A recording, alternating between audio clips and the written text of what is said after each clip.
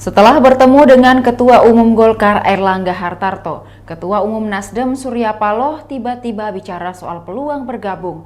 Surya Paloh mengungkap peluang menjadi satu dengan koalisi Golkar bisa saja terjadi. Hal itu diutarakan di kantor DPP Golkar Jakarta Rabu 1 Februari 2022. Menurutnya peluang Nasdem bergabung dengan Koalisi Indonesia Bersatu atau KIB mungkin saja terjadi. Termasuk sebaliknya peluang parpol yang berbeda di KIB bergabung dengan Koalisi Perubahan. Ia menuturkan bahwa segala kemungkinan masih bisa terjadi dalam pemilu 2024. Karena itu, Partai Nasdem maupun partai lainnya masih berpeluang pindah haluan.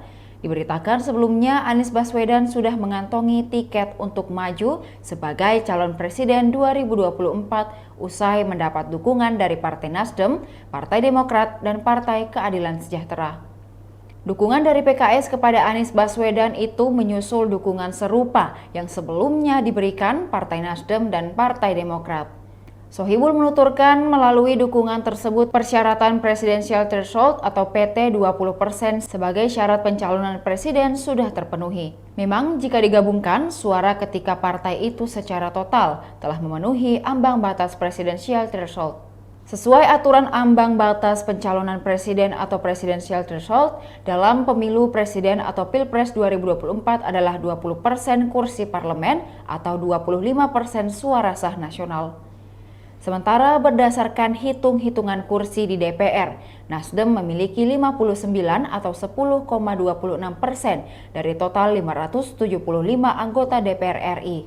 Kemudian PKS sebanyak 50 kursi atau 8,7% dan Partai Demokrat 54 kursi atau 9,4%. Maka bila ditotal ketiga partai itu sudah 28,36% kursi di DPR.